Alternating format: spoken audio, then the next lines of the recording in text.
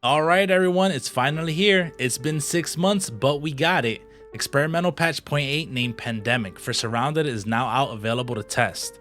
You can opt into it by going into your Steam library, right-clicking on SurrounDead, clicking Properties, go into Betas, and look for the newest one with the date of February 6, 2026. In the patch notes, he listed a few points in there that he's added into the game as content and what he's changed, but he didn't go too much into it, so there's not that many spoilers just in the patch notes themselves. The first thing that I noticed on there is he upgraded the engine from Unreal Engine 5.3 to 5.6. I don't know much about the engine itself, but that must be good, right? You guys let me know exactly what that changes. I don't know much about these engines. There's been an upgrade to Bravo Bunker and the Private Bunker, with more to be added in the future with a new modular design. I did look at these bunkers briefly. I'm not going to go too much into it. I'll probably just show you a few images of it, but I didn't explore them fully. I just debugged my way around, looked at them, saw how deep they go in, and I can definitely tell you the Bravo Bunker has been changed from what it was, and from what I've seen, I like it. I can't wait to actually explore it on the permadeath playthrough and hopefully survive it. Private Bunker, I never really did the Private Bunker. I honestly didn't even know it existed until I read the patch notes now, and I had to go online and look at where the location was. But I did have a look at it, and it seems interesting compared to what the bunkers looked like before. You know, the Mountain Bunker and the Bravo Bunker. So I'm excited to try that one as well. The long-awaited infection system has also been put into the game. If you guys don't know, he teased this long ago. He talked about an infection system coming and a way to cure it, of course. And the way it works is that now zombies can grab the players and they have a chance to infect you.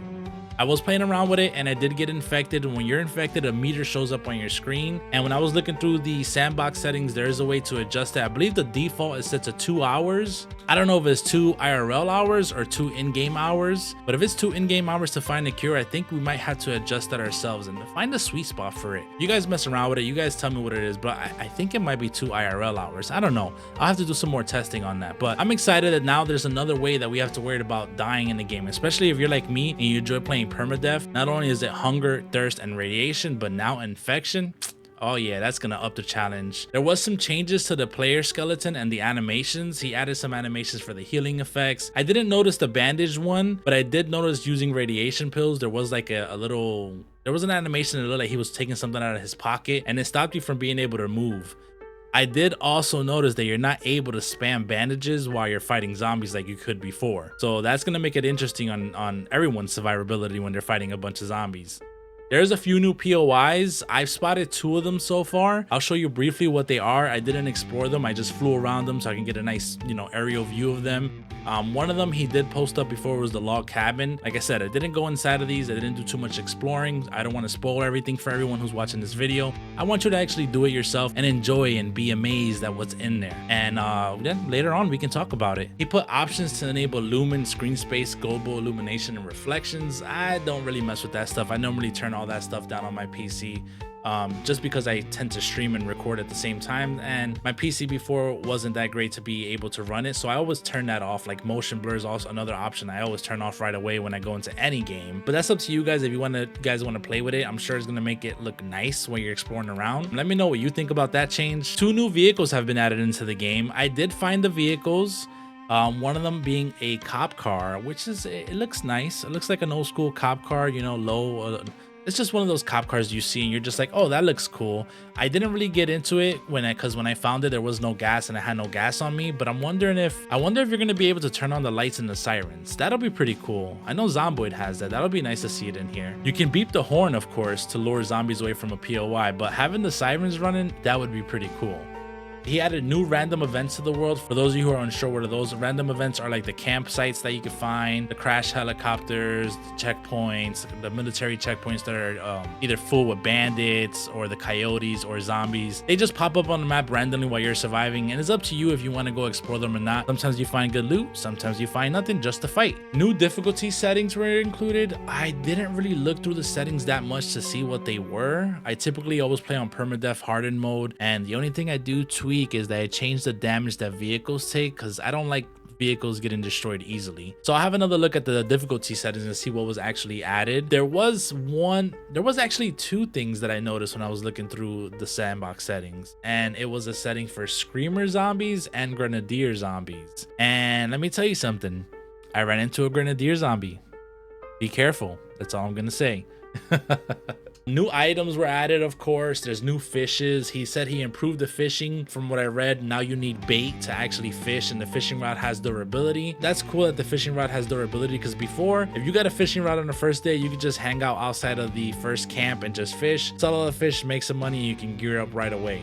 I know he's countered that before by having the traders have a certain amount of money in per day, but still, you just waited a day, they would just restock on their money and you can sell all the fish again. Laptop quests can now save the progress and don't disappear after exiting the game. If you guys know how annoying that was, you would find a military laptop, you open it up, it pinpoints a location, and then your game would crash, or you gotta log off for the night. When you log in the next day, it's gone and you just lost a chance of collecting the loot there. Well, now it's gonna save its progress. So if you have to, exit the game or go use the bathroom for a long time and you shut it off, at least when you log back in, you're still going to be able to get a chance to complete that quest. It's also noted here in the patch notes that he improved annoying interactions with entering, repairing, and I guess gassing up the vehicles. I've never really noticed or had an annoyance with any of that. If you guys have, let me know what you experienced and let me know how it's working for you now. The weather in the game is more random. I'm hoping it's better than before, because there is an in-game calendar and you start in the summer, and I've had it where it snowed in the summer and it just didn't make sense. I like random weather, but I also wanted to go with the in-game calendar. I don't want to see snow in August. I want to see it around December or so.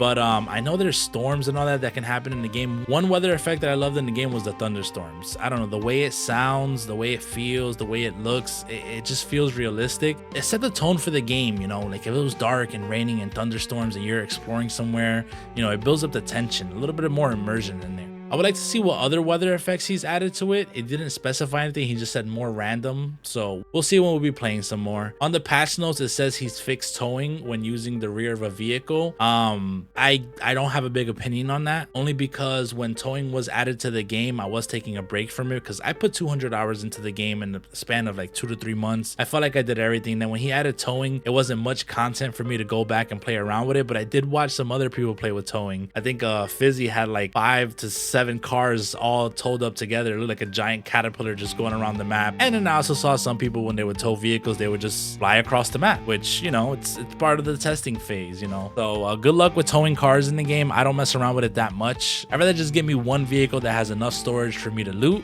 go home, drop it off, and then go back out the next day and go exploring and looting some more. Another thing listed here in the patch notes was fixed depletion of batteries, which I actually dealt with that bug, and I used to get so annoyed because let's say I would go into the subways or one of the bunkers where you need your night visions or your flashlight, and out of nowhere your batteries just die and you don't have no more batteries on you. It would kind of suck and take the fun away, because now it's like, okay, do I risk it exploring here in the dark where I'm not able to see anything, or do I leave and come back if I find some batteries? So we'll see now exactly how fixed they are. I didn't get to mess around with the batteries so much while I was checking out what was going on. As you guys can see in the clip right here, I was messing around with the debug menu a lot, like just exploring the map and see what I could find to show off for a little bit. I try to keep the spoilers very low for everyone, so that way you can enjoy yourself. And the last thing he added on there was that much more quality of life changes and bug fixes. Once again, he doesn't go into specifics on it, but he does end it off with saying lots more has been added to the 0.8 patch that this list does not go over. And I look forward to people finding new stuff added, changes made, and the bugs fixed. When it finally comes to the stable release of 0.8, I will also be going over what is currently being made and plan for the next updates after 0.8.